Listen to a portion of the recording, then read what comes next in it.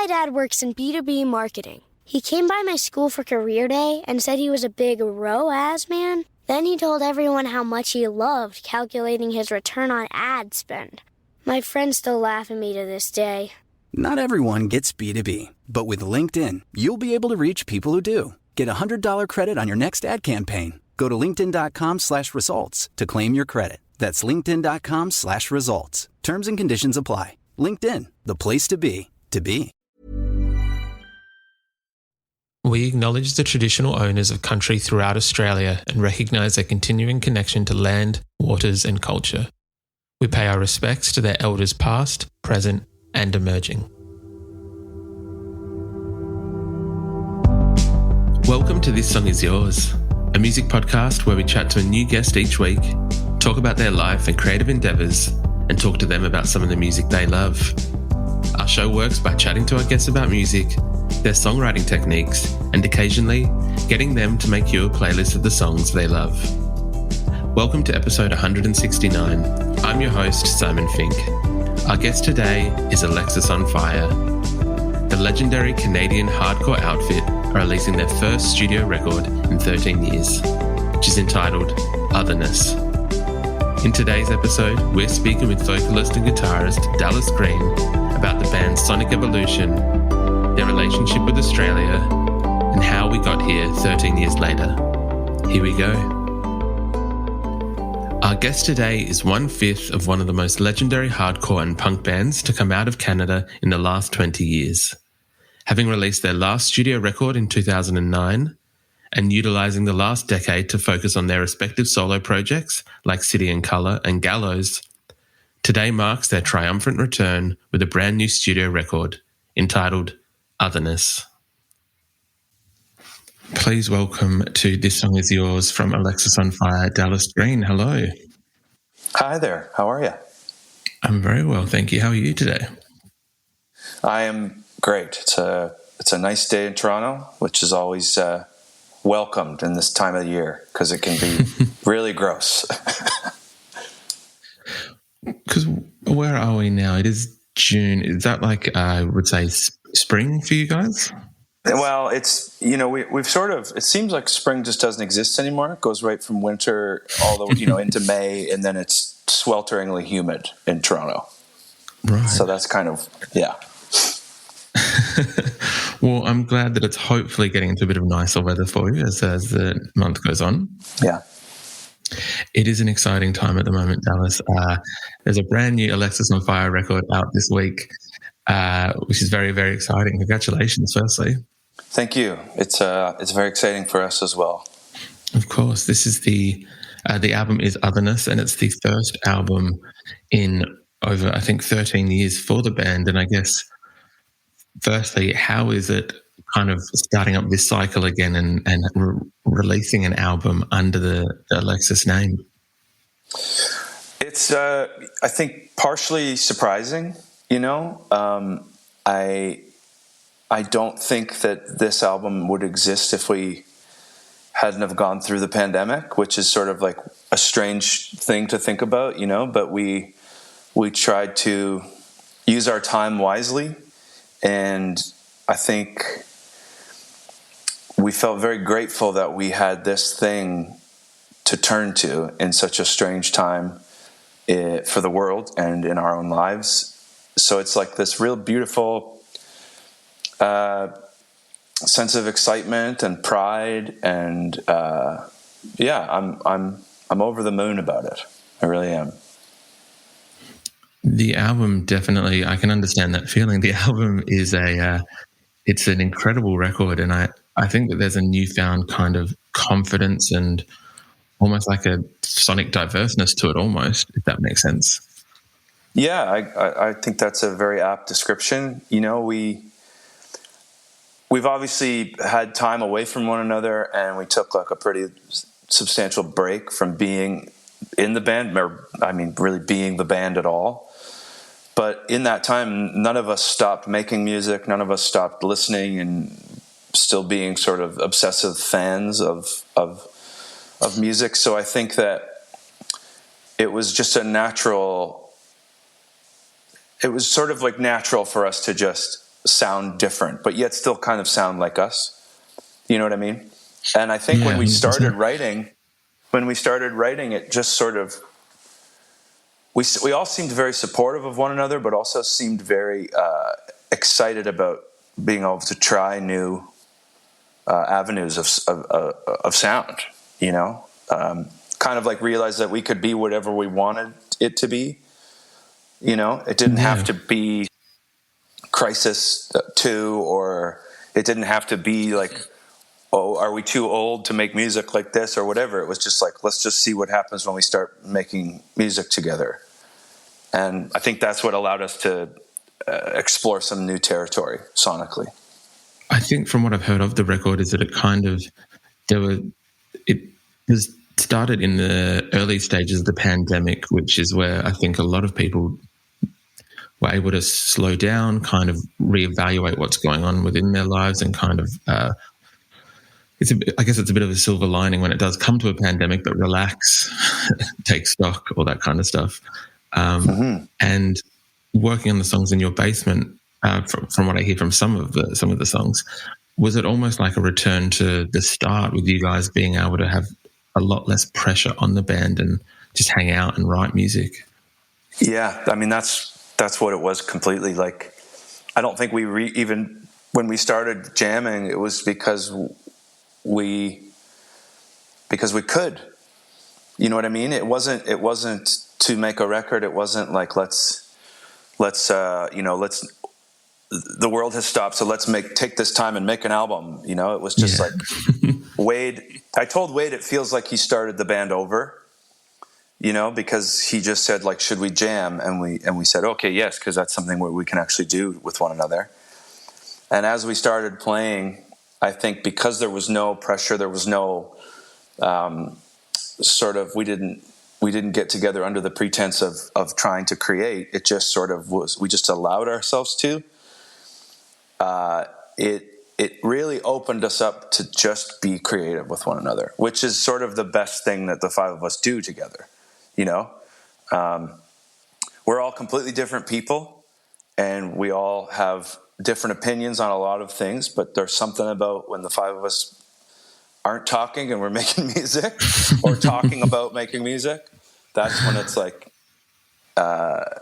whatever Alexis is what happens, you know. That's when that happens. So I think that was it. We were just free, you know. And I think there was a large sense of gratitude to just have this ability to, you know, this thing we started when we were kids was still there for us to escape to, and to sing about our feelings and talk about our problems and support one another.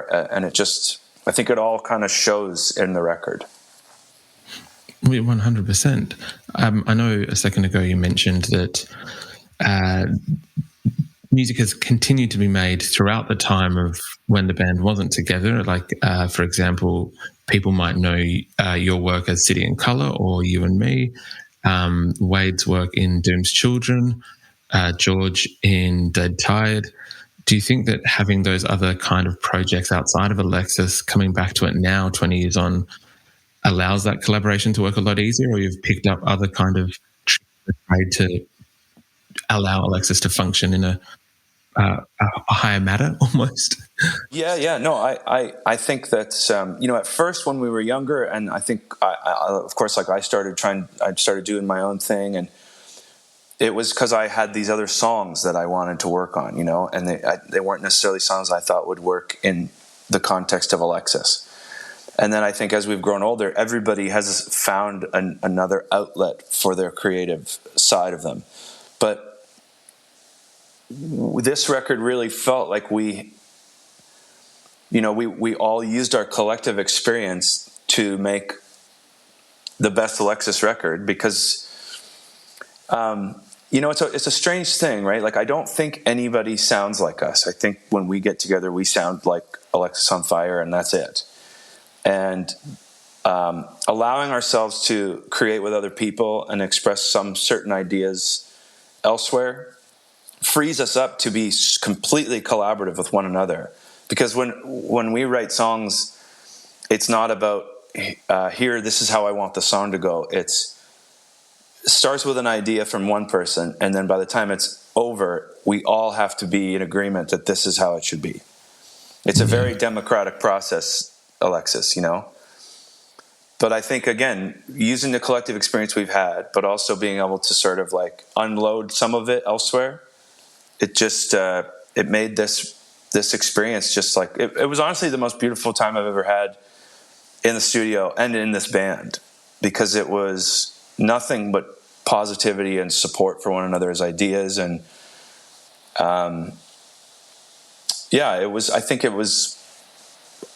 I think it's all, again, it's like a bit of just maturity and, you know, getting older. And I think having experienced a lot of life together and separately, and again, going back to that sense of gratitude for one another, and that we still can be in a room and really appreciate one another's company and still make each other laugh and still have this outlet to make weird music with one another. I think that all sort of seeped into it. I think that it's evident on the record as well. You can tell that there is a newfound charge, or that there's a newfound fire, and a bit of a stronger fire within the band as well. So I think that it's lovely to hear that the sentiment behind the songs as well is kind of the same. Yeah, absolutely.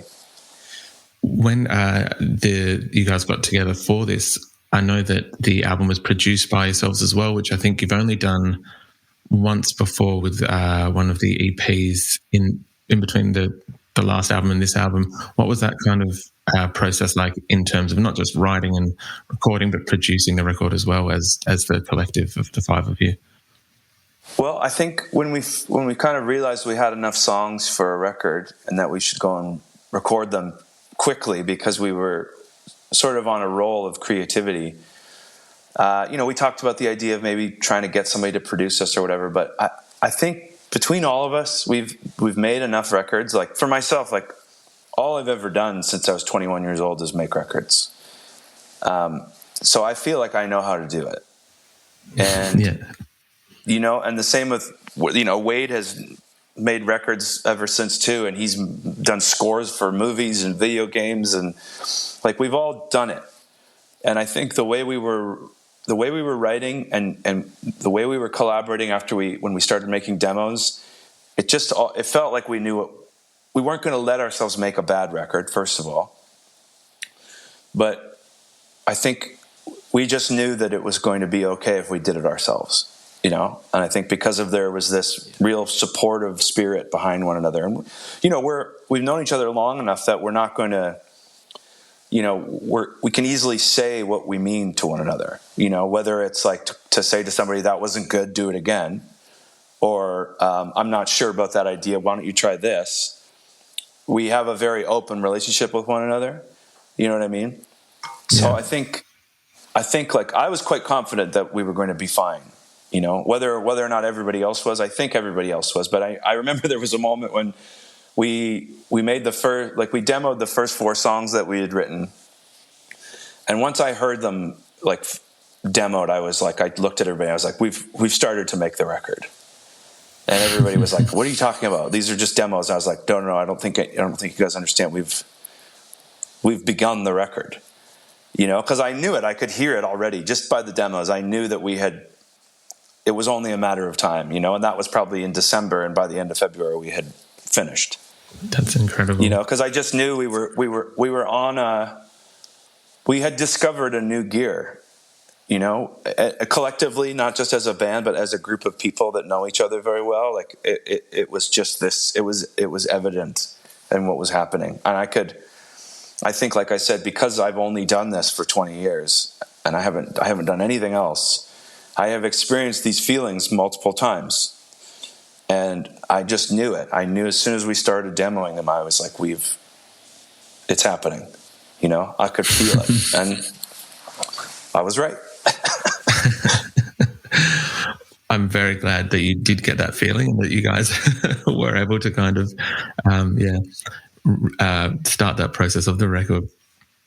With going into something like this, I imagine that I'm not actually sure, but in my mind, I imagine that there'd be somewhat of a pressure in how influential Alexis has been and how many bands have kind of come up in the last 20 years citing you guys as an influence. When you do have an album like this where you are kind of pushing new sonic territory, is there any fear or any thought of how it might land with some of those really diehard Alexis fans and whether they're feeling alienated or just that it might not be their kind of thing? I don't think we thought about that at all. I think that for us, first of all, we've never been interested in trying to be. This season, Instacart has your back to school. As in, they've got your back to school lunch favorites like snack packs and fresh fruit. And they've got your back to school supplies like backpacks, binders, and pencils. And they've got your back when your kid casually tells you they have a huge school project due tomorrow. Let's face it, we were all that kid. So first, call your parents to say I'm sorry, and then download the Instacart app to get delivery in as fast as 30 minutes all school year long. Get a $0 delivery fee with your first 3 orders while supplies last. Minimum $10 an order. Additional terms apply. My dad works in B2B marketing. He came by my school for career day and said he was a big ROAS man. Then he told everyone how much he loved calculating his return on ad spend. My friends still laugh at me to this day. Not everyone gets B2B, but with LinkedIn, you'll be able to reach people who do. Get a $100 credit on your next ad campaign. Go to linkedin.com/results to claim your credit. That's linkedin.com/results. Terms and conditions apply. LinkedIn, the place to be, to be. Anything other than ourselves, And so even when we made those early records, I don't think we thought anybody was going to like us. We just were making the music that felt good to us. And I think when we got together to do this one, none of us were interested in being nostalgic or trying to be what we used to be. We just thought, let's push ourselves and see if we can create something new, And I think that's because that's the way we've always been, and I think that's the way all of us make art individually. I think we all just felt confident that if we made something that felt beautiful to us, no matter what it sounded like, because I think I had this little epiphany while we were writing, when we started kind of writing these songs where maybe they were a little bit more melodic or we were trying different approaches with our singing and stuff. I kind of thought to myself, I don't necessarily know that it was the way the three of us were singing together in the beginning that caught people's ear. I think it was just that we were doing it at all, that there was 3 different people in the band that were singing. So I kind of felt like if we come up with this new version of it where we can sing harmonies together and still be aggressive and loud, but also show a different side of ourselves. I think if we do it right, all those people that liked us in the first place will hear us in it. Whether it sounds like the first record or not, I think they'll still understand that it's Alexis. Yeah. You know what I mean? And I remember playing some of the songs for this younger kid who works at Dynalone Records here in Toronto, and he's a beauty, but he's like the band for he was one of those kids who was young when it came out, and I remember him just looking at me and going, I think this is exactly what your fans want you to sound like right now, and I was like, okay, that's good, that's a good sign, because he would have told me if he thought we were blowing it too, you know what I mean? Firstly, it's a very tough thing to look either yourself or Wade or any of the other guys in the band and tell them that you've blown it. But one, I would agree with them. I think this is a fantastic representation of the sound of where the band's going. One of my favorite tracks, I think, was evident of what you were just talking about in terms of the 3 of you as vocalists working together, which was Blue Spade. Oh, nice. Yeah, that's my favorite. Track. Yeah, it's a great track. Yeah, that one is I don't know. Sorry, I didn't mean to cut you off there. I didn't know if you were... No. I was just going to ask. I was going to be a little bit selfish and ask just more info about that song, where the song came from. Yeah, that is my... I'm getting goosebumps just thinking about it, because that's that's my favorite song by far, because it was the first song that Steele wrote the lyrics to that song. Chris, our bass player, and Chris has battled some demons the entire time that we have known him and been his brother and been in this band with him. And it has been a very difficult thing for him to deal with and for us to try to help deal with as well. And so,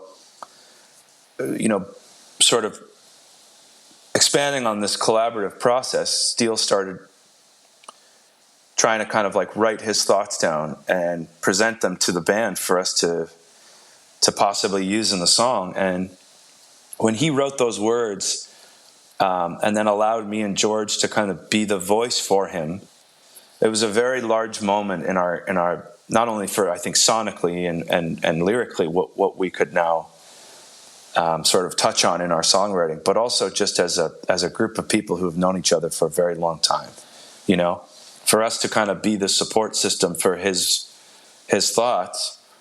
George and I don't take that very lightly. But then on top of that, when we were recording the song, and George just kind of went into the vocal booth and said, "I'd like to try to sing this one." That was like a monumental moment, because the demo of that song, George is screaming bloody murder in the verses. He's not singing, because we were doing the like juxtaposition of like a pretty verse with George screaming, and he was just he was like, "I'd like to try and sing this instead."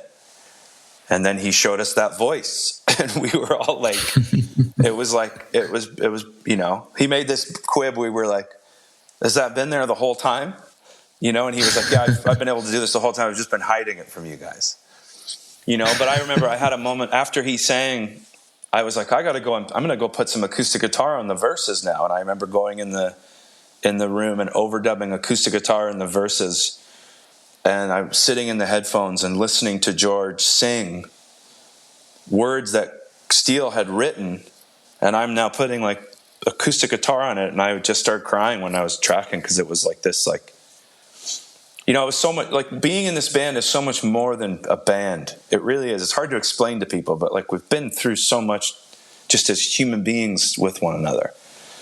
And so that song to me, it means everything. That song perfectly represents the record in my opinion, Yeah, I think listening to the record a few times, that was the one that kind of stood out as one that still sounded like Alexis, but also sounded like a new Alexis at the same time, if that makes sense. Kind of jumped between, but still had that spirit of it throughout. Yeah, I agree. Yeah. Dallas, I know that this question must get tedious when doing press, so I apologize preemptively, but it is a question that has to be asked.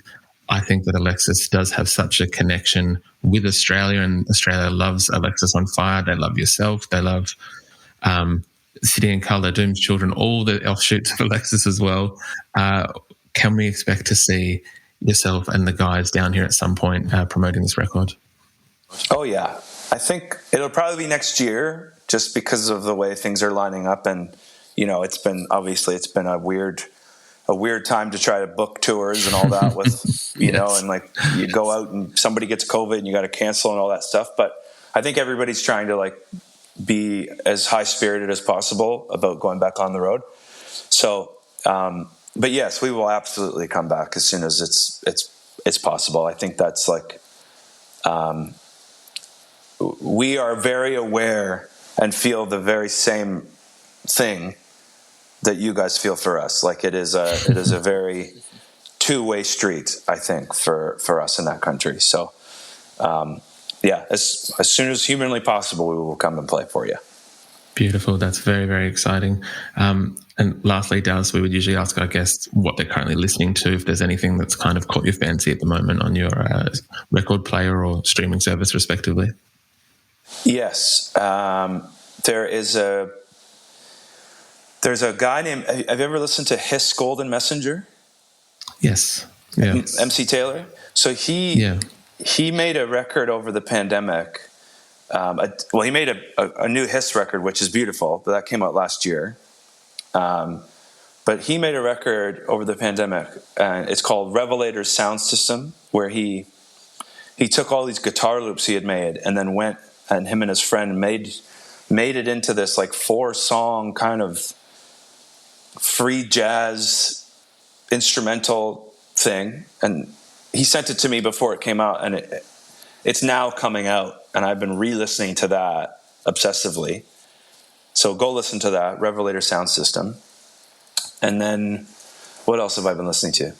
There's a band called You Do Right. Do you know this band? Mm-hmm. No. It's instrumental. They just put out a new EP that's 2 songs. That's very cool. I can't remember the name of it because it's a very long title. But just look up You Do Right, YOODOO Right, RIGHT. What else? Here, let me just look through my phone real quick. I know I'm missing something. Something new. I've been listening to there's 2 songs that have been released from Danger Mouse and Black Thought from The Roots are making a collaborative record. I did hear some of those, cool. Yeah. So just, kind of stuff like that. I was listening to Smashing Pumpkins' Siamese Dream today because it's just incredible, front to back. So, some new stuff, some old stuff. Is that enough? Sounds like... Yeah, no, that's plenty. Sounds like... and the new Wilco record. The new Wilco record's great. Cruel Country. Great record as well. Very, very good record. Yeah. Dallas, thank you very much for your time. I do appreciate it. Congratulations again on the new Alexisonfire record, Otherness. It is out this week. But thank you again for coming on the podcast. Thank you, man. I appreciate it.